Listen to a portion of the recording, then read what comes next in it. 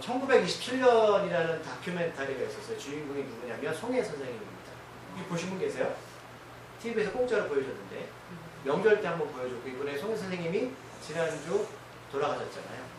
한 번 더 보여주시더라고요. 그래서 이분이 생년이 1927년이십니다. 그러니까 90세가 넘으셨죠? 예. 그럼 손들어 보세요. 나도 그 정도 살고 싶다. 네, 뜻대로 안 됩니다. 네. 근데 그분이 제가 그 다큐멘터리를 보면서 느꼈던 게 뭐냐면 아픔이 있으셨더라고요. 3남매가 있었는데 중간에 아들이 있었는데 20대 초반에 오토바이 사고로 돌아가셨습니다. 근데 이 둘째 아들이죠. 그러니까 위에 누나가 있고 밑에 여동생이 있는데 이분이 아버지의 피를 이어받아서 예능적인 굉장히 관심이 있었고 잘했습니다. 그래서 음악을 좋아하고 기타를 치면서 자작곡도 했는데 아버지가 예능인이잖아요. 절대 그러면 안 된다. 안 된다. 말렸대요. 근데 아들 너무 하고 싶었던 거죠. 근데 그러다가 이제 사고로 운명을 달리했는데 송 선생님이 이제 2년 전에 찍은 다큐멘터리입니다. 근데 인터뷰를 하는데 가장 후회되는 일이 그거였다는 거예요. 그냥 하고 싶은 거 냅둘 걸. 굳이 그것을 내가 왜 말렸을까? 물론 아버지 입장에서는 자기가 힘든 길을 걸어왔기 때문에 그 자녀는 그 길을 가기를 원치 않았어요. 그런데 결론은 그 아이가 나중에 그 한 몇 개의 테이프 안에 자작곡을 이렇게 심어놨거든요. 근데 그거를 자기 여동생한테 선물로 줬는데 아버지는 그거를 새카맣게 보고 있었다가 이 다큐멘터리 찍으면서 그 막내 딸이 그것을 그 제작진한테 보여줬고 제작진이 그것을 이제 디지털화 시켜서 송혜 선생님한테 그걸 들려줬어요. 우리가 지난주 말씀에 이렇게 시작해요. 마지막 말씀이 뭐냐면 너희는 더 큰 은사를 사모하라. 내가 또한 가장 좋은 길을 너희에게 보이라. 우리가 지난주 말씀에 여러 가지 하나님의 은사 가운데 살잖아요. 다 생각하는 게 다르고 또 마음도 달라요. 하나님께 여러분들에게 각 지체 역할을 주셨잖아요. 어떤 분은 뭐 봉사하는 걸 잘하시고 어떤 분들은 뭐 섬기를 잘하시고 어떤 분은 돈이 많아서 홍보도 많이 하시고 네? 별로 마음에 안 드시세요? 그런 그게 다 하나님이 주신 지체 역할이라는 거죠. 어떤 것이 중하고 어떤 것이 중하지 않은 게 없어요. 또 지난주 마지막 말씀이 뭐냐면 너희들은 그 은사를 사모하라는 거죠. 그리고 어떤 은사를 가지고 있다고 해서 그것이 뭐 더 높고 낮음이 있는 게 아니라 하나님은 팔다리 역할을 각자 주신 거예요. 그러니까 송혜 선생님 아들한테 주신 그 달란트는 부모가 아무리 막아도 되는 게 아니죠. 우리가 아이를 키울 때 우리 옛날 부모들은 다 판검사 되길 바랬고 의사가 되길 바랬잖아요. 근데 그렇게 될 수 없는 거예요. 이 아이가 비록 우리가 볼 때는 세상자 볼 때는 부족하고 연약하고 돈을 잘 못 벌어도 그 아이가 그 일이 행복하다면 여러분 그걸 열어주셔야 돼요. 별로예요? 목사 저렇게 얘기한다고? 저는 그렇게 생각합니다. 우리가 은사라는 것도 여러분 높고 낮음이 없고 크고 작음이 없어요. 근데 하나님께 뭐라고 말씀하셨냐면 마지막 절에 그렇죠. 내가 또한 가장 좋은 길을 너희에게 보일 거라. 우리가 하나님을 사모하고 교회 공동체에서 개인도 마찬가지지만 우리가 하나님을 위해서 하나님 영광을 위해 살다 보면 하나님이 가장 좋은 길을 보이실 텐데 그러면 여러분들 어떤 걸 보이길 원하세요? 하나님께서 재물의 복, 건강의 복 좋죠. 자녀의 복 받는 거. 그런데 오늘 13장이 그게 아니에요. 13장 전체는 사랑장이거든요. 사랑에 대해서 말하는 거예요. 우리가 뭘 유추할 수 있냐면 바울 선생님이 하나님께 너희들 은사를 사모하면 이걸 줄 텐데 가장 좋은 걸 줄 거야. 그게 뭐다? 사랑입니다. 허무하시죠? 내가 하나님 위해서 또 내가 하나님 위해서 무엇인가 헌세라가 충성하고 하나님이 복 주길 바란다면 좀 다른 거 아니겠어요? 여러분 원하는 게 있는데 하나님이 사랑을 준대요. 그게 가장 큰 뭐다? 은사다. 그 목사님 이것은 교회 안에서 표현한 거 아닙니까? 아니죠. 여러분 절대 아닙니다. 제가 그 일을 말씀드릴게요. 설명해 드릴게요. 우리가 살아가는 이유가 때로 자녀가 잘 되는 것, 또 내가 어떻게 대하시는 것, 물론 맞아요. 근데 그 자체만으로 여러분 내가 행복해진다고 생각하시면 그거 착각입니다. 예를 들면 여러분 살아와 보셨지만 여러분 생각대로 인생이 움직이셨어요? 내 자녀도 내 마음대로 움직이나요? 그럼 내 자녀가 내가 원하는 직업을 가졌어요. 뭐 서울대를 나와서 로스쿨 들어가서 뭐 판검사가 되었어요?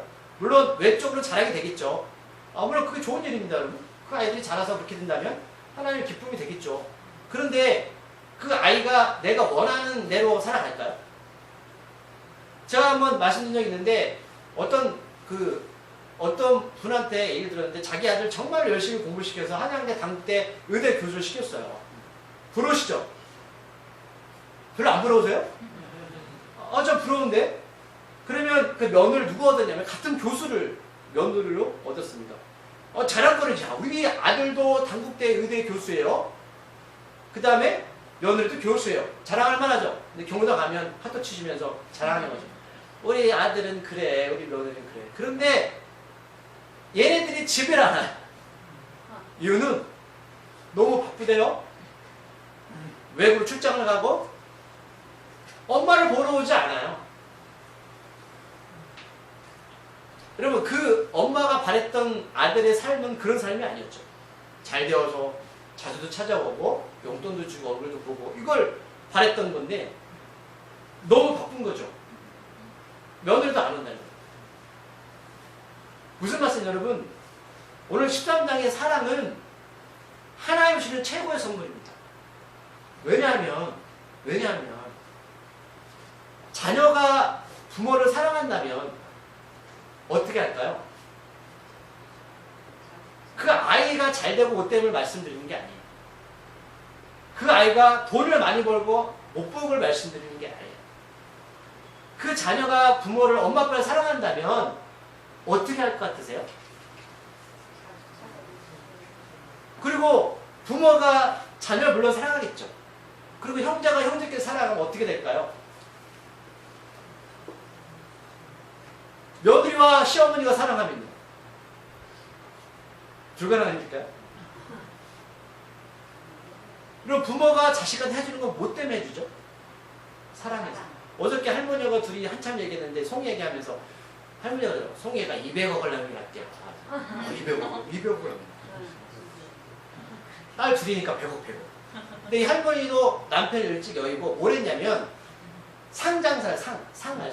밥상 같은 거 이고 다니면서. 그래서 그게 잘 되어서 공장까지 잘 돼요. 근데 아들이 하나인데 둘이 있었는데 아들 한 명이 죽고 아들 하나예요. 그리고 상가도 치고 돈을 많이 버는 거예요. 그래서 얼마 전 1억을 며느리한테 줬대요. 와요? 부러우시죠? 근데 그래요. 나는 날 위해 쓴 적이 한 번도 없어. 그래서 할머니 수를 사랑하세요. 왜 나 쓰는 건 아깝지? 자식 주는 건 괜찮은데? 아니야. 좋은 데 가시고. 내가 면허만 있었으면 차 타고 다닐 때가 있어. 그 면허 따시죠. 그때 몰랐어. 전사님처럼 면허 있으면 놀러 다니잖아요. 그래서 이거 신역할을 하시는 거예요, 이거. 여기 앞에서. 그럼 자기를 사랑하는 건 죄가 아니에요. 하나님 사랑하지만. 하나님 13장에 말씀하시는 사랑은 최고의 선물입니다. 아무리 내가 자식이 누군가 잘나도 사랑이 없으면 그 행복하지 않아요. 내 자녀요? 부모를 사랑하지 않아요? 그럼 여러분 그거 애물단지. 형제간에 마찬가지, 자매간에 마찬가지. 싸우는 거죠, 막. 네? 부모가 재산 남겨주면 싸우죠. 자, 말씀으로 돌아가면, 그러나 앞에 은사 말씀하시면서 너 방언에 사람의 방언과 천사의 말을 할지라도 사랑이 없으면 뭐다? 소리나는 구리와 울리는 꽹과리다. 그럼 천사의 말 들어보셨나요? 천사는 하늘에서 하나님을 찬양하는 존재잖아요. 그 목소리가 얼마나 아름다울까요? 전 들어보지 못했지만 그 존재가 우리가 그런 말을 한다 할지라도 그 안에 사랑이 없다면 여러분 꽹과리 소리 들어보셨어요? 시끄러워요. 무당 부탈 때 꽹과리 막 치거든요. 엄청 시끄럽습니다. 시끄럽다는 거예요. 아무리 그 사람이 교회에서 엄청난 역할을 할지라도 또는 그 자녀가 부모가 그 공동체 안에 가족도 마찬가지죠. 우리 형이 대단한 사람이에요. 그런데 그 형이 사랑이 없으면요. 그 가정, 형제 그거 별거 아니에요. 맨날 싸워. 그거 중요하지 않아요. 소리나는 꽹과리입니다. 쭉 밑에 5절까지 말씀하는데 이제 첫 번째가 뭐냐면 자 중요한 사랑이다. 사랑이 가장 중요해요. 사랑은 하나님의 가장 큰 은사예요, 여러분. 그럼 어떤 사람은 예언하는 능력이 있습니다. 예언하는 게 말씀드렸어요. 예언을 앞을 내다보는 게 아니라 말씀을 설계하는 사람과 저 같은 사람, 말씀이 뭔지를 가르쳐주는 사람이에요. 특히나 초대교회 때는 성경이 없잖아요. 신약이 없죠. 구약은 있지만 그 사람들이 성경을 보고 말씀을 알 수가 있다 없다? 없어요. 제자들이 다 죽었습니다. 예수님이 경험한 사람이 없어요. 그럼 예수님이 어떤 존재인지 누구인지 어떤 말씀을 하는지를 배우고 싶단 말이죠. 그러면 이 예언하는 사람, 설교하는 사람이 와서 이걸 알려주는 거예요. 모든 비밀을, 모든 지식을 알고. 복음은 비밀이잖아요. 복음은 지혜잖아요. 이 사람이 그거를 설명해 주는 건 대단하잖아요. 와, 대단해. 그럼 여러분 이 사람이 교회 공동체에서 여러분 인정을 받을까요? 안 받을까요?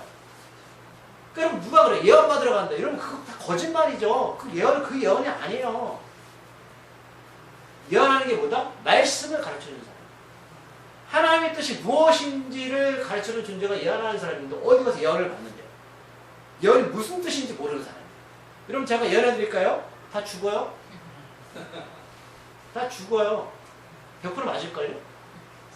그 다음에 산을 옮길 만한 모든 믿음이 있을지라도 사랑이 없으면 뭐다? 아무것도 아니다. 여러분 이게 산을 옮길 만한 믿음은 특별한 믿음이죠. 그죠?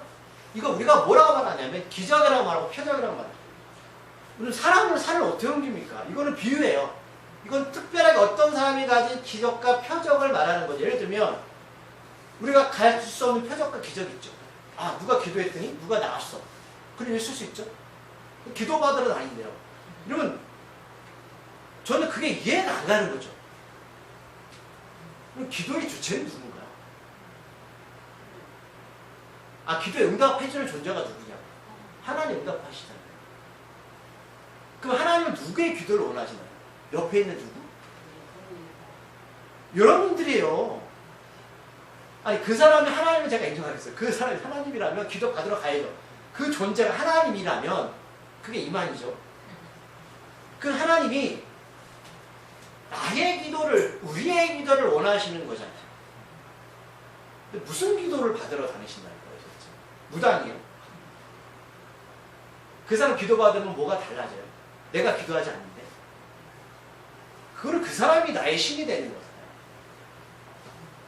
산을 옮길 만한 믿음이 있을지라도 사랑이 없으면 아무것도 아니에요. 남이 볼 때 특별한 은사가 있어도요, 그 사람이 사랑이 없다?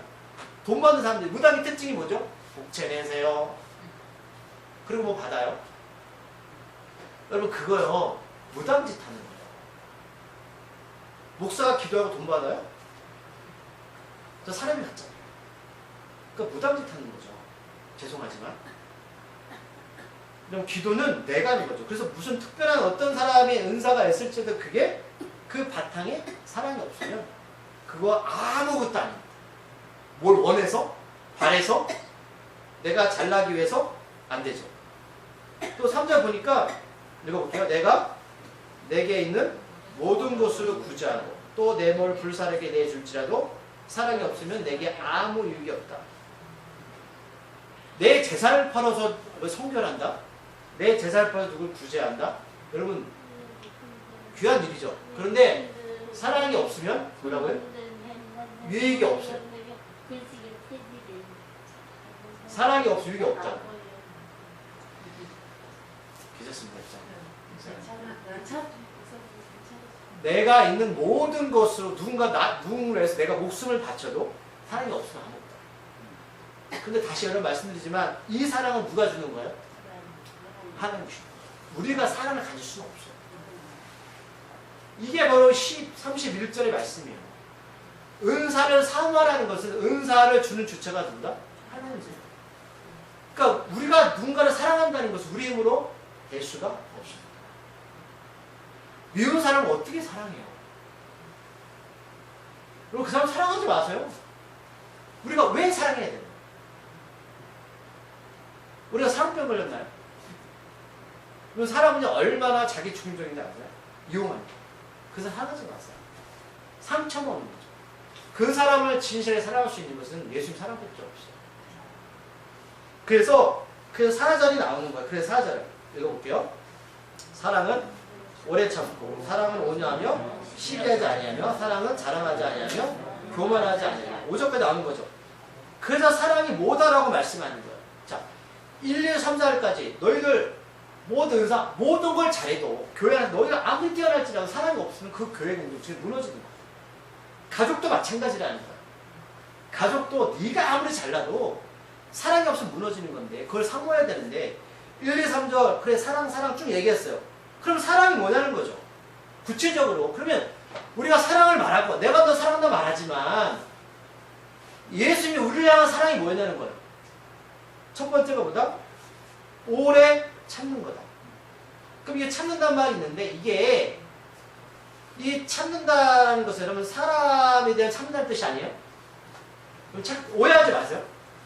누군가 나한테 막 욕설을 했어요. 네, 사람 오래 참는 되니까 참는 거야. 이게 아니라 이걸 참는 게 아니라 그 사람 어떤 성격이나 인격에 참는다는 게 아니에요. 이 의미는 그러면 하나님이 주시는 이 사랑의 참이 뭐냐? 그 사람이 변화될 것이라는 기대감이 있는 거야, 말하는 거야. 이해하세요? 내가 저 사람이 나한테 한 대 때렸어요. 목사님 참으라니까 가만히 있었는데 그 말씀하는 게 그럼 싸웠죠. 그럴지라도 하나님이 저 사람을 변화시키실 거야. 그런데 저 사람이 변화되려면 뭐가 필요한지 아세요? 예수님. 하나님이 저 사람을 복음을 통해서 변화시키실 거라는 그 기대감이 참는 거예요. 싸우지 말라는 게 아니라. 이제 여러분 그냥 참지 마세요. 왜 참아요? 그러나 하나님이 저 사람을 복음을 통해서 저 성격과 인격을 어떻게 변화시킬 겁니다. 그래서 참아지는 거예요. 내 자녀를 보면 우리 교우를 보면 아, 저 사람 문제 있는 것 같아. 그런 마음 들 때 있죠. 하나님이 어떻게 하신다? 저 사람을 변화시키십니다. 이게 사랑이에요. 그래서 참을 수 있는 거예요. 그래서 참을 수 있다고. 두 번째 뭐냐면 온유하다. 온유. 온유가 이게 모세가 성경 보니까 하나님이 가장 온유한 자라고 말씀하셨는데 온유는 어떤 뜻이냐? 원어에 야생마시죠. 야생마. 야생마가 길들임을 받는 게 온유예요. 그러면 모세는 처음에 뭐 했다고? 존재가 야생마였어요. 아시죠? 지 마음대로 살았단 말이에요. 근데 그가 하나님 만나고 나서 길들여진 거예요. 그렇다면 그죠? 교회 공동체 안에서 처음에 예수 믿고 막 길들여지나요? 여러분? 처음 예수 믿고 나는 사랑해 사랑해. 절대 안 해요. 하나님이 그 사랑을 길들여. 그런데 우리는 그것을 보고 그 사람이 온유해지도록 기도해주는 거죠. 그게 사랑. 온유해지는 것. 그래서 사랑이 있을 때는 상대방이 나보다 더 훌륭해. 여러분 처음 예수 믿을 때 물론 못된 사람도 있었지만 이렇게 되지 않았죠. 저도 마찬가지지만 이렇게 변화된 건 뭐가 필요해도 시간이 필요해요. 모세도 그 시간이 필요해요. 아브라함도 그 시간이 필요한 거죠. 그러니까 하나님은 보시는 거야. 너도 그렇게 변화된 건 네가 잘나서 그런 게 아니야. 내가 너를 그렇게 인도했잖아. 그러면 내가 저 사람도 그렇게 어떻게 인도할 거야. 그러니 저 사람이 너보다 훌륭하지 않다고 생각해? 안 그렇다. 시간이 필요하다. 그 말씀하는 거예요. 그 다음에 시기하지 않는다. 질투죠. 질투. 투기하지 않는 거죠. 왜 사람이 질투할까요? 왜 남의 자식이 잘 되면 지난주 말씀 왜 남의 자식이 잘 되면 질투하죠? 왜요? 내가 그렇게 살지 못하기 때문이죠. 그게 욕망이에요. 그리고 남이 왜 부러운지 아시죠? 하나님 여러분들이 가장 귀한 아내를 주셨고요. 가장 귀한 남편을 주셨고요. 가장 귀한 자녀를 주셨어요. 믿으세요? 내가 저 사람이 부족하고 자녀가 부족하고 생각하는 건 이거예요. 질투예요. 하나님이 가장 적당한 존재를 나한테 붙여주신 거예요. 여러분 그걸 믿으시는 순간 내 안에 사랑이 넘치는 거죠.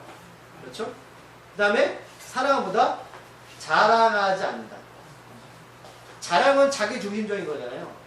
그 자랑은 또 보다 내가 너보다 낫다라는 거죠. 우리가 왜 우월주의를 갖고 사냐면 우리 A 모임 하지만 아까 얘기 나눴지만 왜 그 사람들은 볼 때 우리가 선입견을 갖고 왜 볼까요? 난 너보다 낫다라는 거죠. 과연 그럴까요? 전 그렇게 보지 않아요. 우리 그리스도인들이 예수님 안 믿는 사람보다 나은 게 있어요? 정말 그런 게 있나요? 잘할 것이 없어. 하나님 앞에 잘할 것이 없어. 그 다음에 교만하지 않는다. 교만이 뭐죠? 자랑과 비슷한 거잖아요. 그렇죠? 내 중심적인 거죠. 나 너보다 이뻐? 나 너보다 뭔가 눈이 커? 눈이 다리 보러 뭐라고 말한다고요? 너 다리? 너 맨날 더러운 대가리잖아. 나는 고귀해. 이거죠. 그럼 가족 간의 불화가 여기서 나오는 거 아니야? 교회의 불화가 여기서 나오는 거 아니야? 본인은요? 본인은 얼마나 하나님 앞에 잘할 것인가. 우리가 누군가를 단점을 말할 때 물론 그런 마음 들 수 있어요. 저도 마찬가지죠. 그런 마음 들 수 있어요. 그러나 그 순간에 우리 성령께서 우리를 나중에 나오지만 잠재우시는 거죠. 그럼 너는 나한테 무엇을 잘해서 구원받아요? 우리가 누구의 잘못 지적할 때에 그 귀신은 누구예요? 하나님이에요? 나예요? 나잖아요. 나 아닌 거예요. 그래서 5절에 그렇게 말씀하는 거예요. 그래서 무례히 행한 사람. 무례가 뭐냐면 예의를 지키라는 거예요. 상대방의 명예나 상대방의 인격을 소중히 여기라는 거예요. 우리가 4절 말씀이 안 되면 상대방을 인정해 줄 수 없어요. 그렇지 않나요? 예의가 뭐죠? 상대방을 먼저 섬기는 거잖아요. 무례 행한다는 건 상대방을 깔보는 거잖아요. 너희 눈 안에는 그 뭐죠? 죄의 들보 아주 큰 거. 그걸 보지 못하고 왜 너의 남의 작은 것을 바라보냐? 그 말씀에 와닿지 않죠. 인격적으로 상대방을 상대하지 않아요. 자기의 유익을 구하지 않아요. 그러니까 이 사람은 사랑이 없는 사람은 지금까지 어떻게 살았다? 자기 중심적으로 누구를 좋아해도 자기 중심적으로 내가 원할 때만, 내가 바랄 때만, 내가 좋을 때만 그렇게 했다는 거예요. 그리고 성내지 아니하며 이 말을 더 직역하면 뭐냐면 급하게 성내지 아니한다. 절제요, 절제.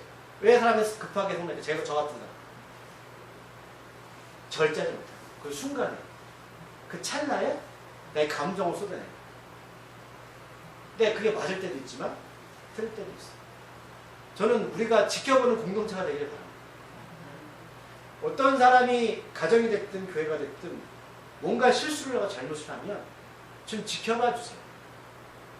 지켜봐 주세요. 그리고 기도해 주세요. 그리고 우리가 아무리 그런 얘기해도 상대방이 변하지 않아요. 본인이 깨달을 때 이렇게 하죠. 본인이 내가 이거 한 것이 잘못되었구나. 난 사실 깨닫게 되는데 그러니까 사랑이 급하게 성내는 그 마음을 다스려준다.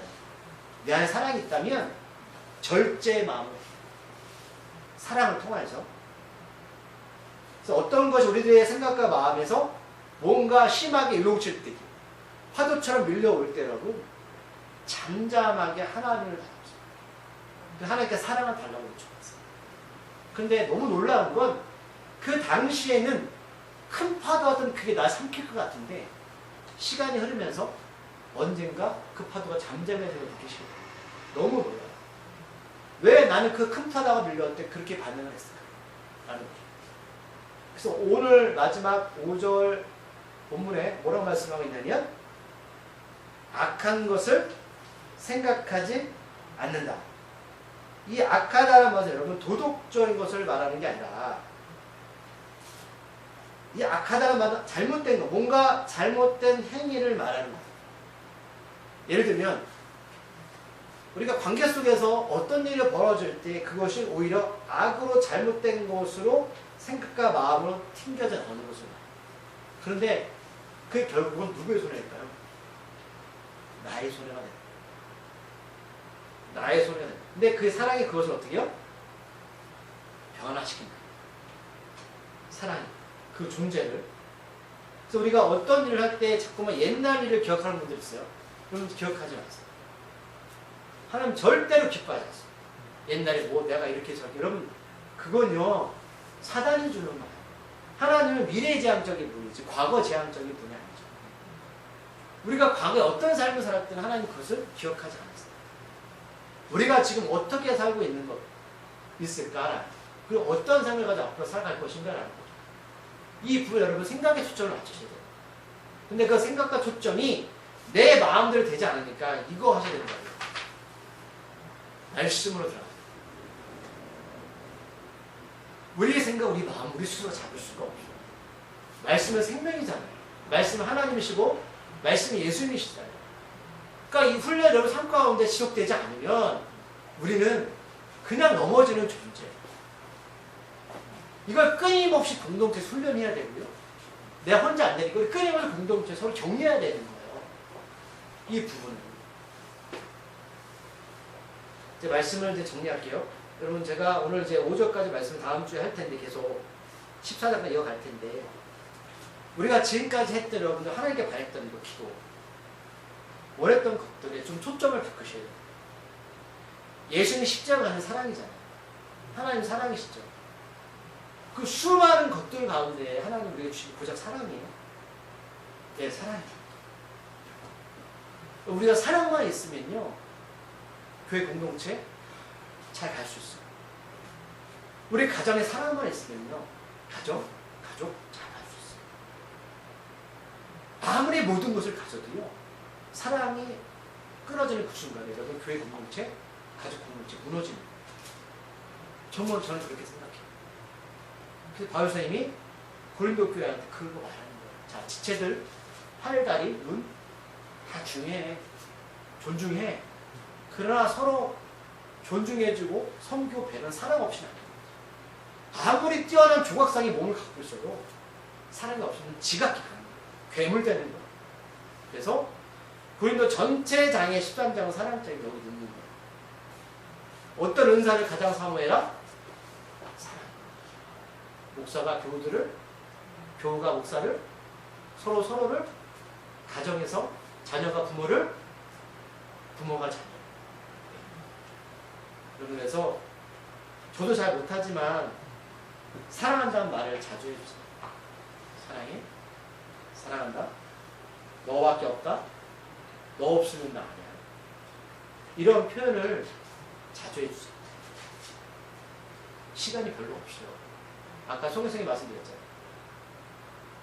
내 욕심에, 내 욕망에 그걸 막았는데 나중에 후회하셨다. 그냥 냅두고. 우리 아이들요? 뭐 안 되면 어때요? 전 정말 그렇게 생각해요. 남들처럼 직업? 아니 좀 없으면 어때요? 죄송하지만 크게 뭐 4살만 직업 없으면 어때요? 있으면 좋겠지만 괜찮아요. 훨씬 좀 네가 있는 것만으로 우리 부모는 행복하다. 괜찮아. 괜찮아. 우리 교회요? 그렇게 부모 안 나면 어때요? 별로세요? 네? 목사가 이렇게 말하는 우리 교회요? 뭐 그렇게 재정이 남들처럼 그렇게 많지 않으면 어때요? 저 괜찮아요. 아, 제가 벌면 돼요. 괜찮아. 그럼 괜찮죠? 남편 안에 괜찮아. 그래, 그렇게 살아갔으면 좋겠어요. 사랑밖에 없습니다. 예수님의 사랑 꼭 품고 사세요. 기도하겠습니다. 하나님 아버지 감사합니다. 우리가 볼 때는 남편도 부족하고 아내도 부족하고 자녀도 부족하고 형제도 부족하고 목사도 부족하고 교우들도 부족해 보입니다. 근데 하나님 말씀하십니다. 아니다. 네가 정말 부족하다. 너 사랑이 없구나. 사랑이 있어야 됩니다. 사랑은 모든 것을 하나로 만들고 사랑은 모든 것을 품고 사랑은 모든 지체를 인정합니다. 교회 공동체 사랑이 없으면 아무리 겉으로 보기엔 커 보여도 그건 괴물이고 우리 가족이 남들이 볼 때는 그렇게 잘나 보여도 이 가족은 행복하지 않습니다. 우리는 비록 김치만 먹어도 사랑만 있으면 행복할 수 있습니다. 우리가 이 고린도전서 13장의 의미를 정확하게 깨닫게 하여 주시옵소서. 사랑 마을 교회는 이름대로 가기를 소망합니다. 먼저 우리 교우들을 사랑하게 하시고 이웃을 사랑하게 하여 주시옵소서. 마을을 사랑하게 하시고 하나님을 더욱 깊이 사랑하게 하여 주시옵소서. 예수님의 이름으로 기도드립니다. 아멘.